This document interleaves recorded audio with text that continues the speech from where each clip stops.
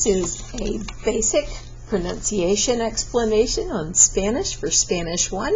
We're going to start with vowels, then go to consonants. First of all, with your vowels, the letter A in Spanish has 20-something, in English has 20-something possible pronunciations, but in Spanish there is only one. It is always A, and that's it. The E can sound like A or E, depending on the word. I sounds like E, and I am so sorry, I do not know why this is going back and forth. Try it this way. Then O and U. Let's hit the consonants. A B and a V have the exact same sound. So I'm going to put down B for both of them, but sometimes your lips do not touch. And don't even worry about that for Spanish 1, but both of them sound so much alike that Hispanics misspell words simply because you can't hear the difference. An H in Spanish is silent. For example, if we have the word hello in Spanish, we don't say hola, we say hola. A J in Spanish sounds like an H in English. A double Y in Spanish sounds like a double L in Spanish sounds like a Y. In some places, it ends up with a J sound attached to it. So, if you said, for example, my last name, in some countries, they will say Sevilla with the Y sound. In some countries, including Spain, it might be said Sevilla with a J in it. An N with a squiggly mark on top is called an ñ, and that sounds like an NY. So if you have the word like año, it says año as if it were ANYO. You don't want to say it the other way. A QU in Spanish always sounds like the letter K.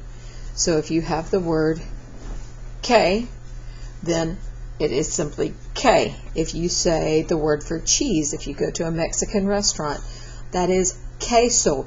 It's not queso, it's queso. Double R in Spanish is either trilled, or you could say rolled. So if you said arroz, for example, that double R is rolled. At the beginning of the word or the end of the word, the R should also be rolled. So, for example, rosa would be trilled even though it's at the beginning of the word. Cantar, the R is trilled or rolled at the back of the word. Let's go over to the final column. If you have an X, somebody says they're from Mexico, they don't say soy de Mexico, they say soy de Mexico, so it sounds like an H. But sometimes it can simply sound like an X. So if you said ex esposo, ex-husband, that would be X, not which would be kind of hard to say. A Y, same in Spanish as it is in English. Sometimes it's a Y, sometimes it's an E sound. A Z in Spanish can only sound like an S. So you cannot have a bumblebee sound in Spanish. The sound is difficult for native Spanish speakers when they first learn English.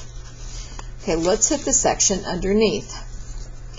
A C, if it comes before an A, O, or U, like in Coca-Cola, and this does the exact same thing in English, sounds like a K. But if it comes before an E or an I, this is not a kitty, it is a city, so it sounds like an S. So Coca-Cola is pronounced the same in Spanish as it is in English. Ciudad is the word for city, followed by an I, so it's an S sound. And if you're in Spanish 1 and you're looking at this for the very first time, just keep this on the back burner. Don't worry about it. And as you come to going, hey, there was a rule about this, then you can go back to your notes and see what the rule is.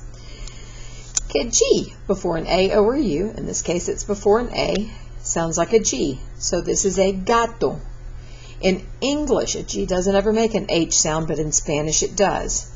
In this one, we don't say general, we say general in English. In Spanish, it says general. And that is the basics on pronouncing all of the vowels and consonants in Spanish.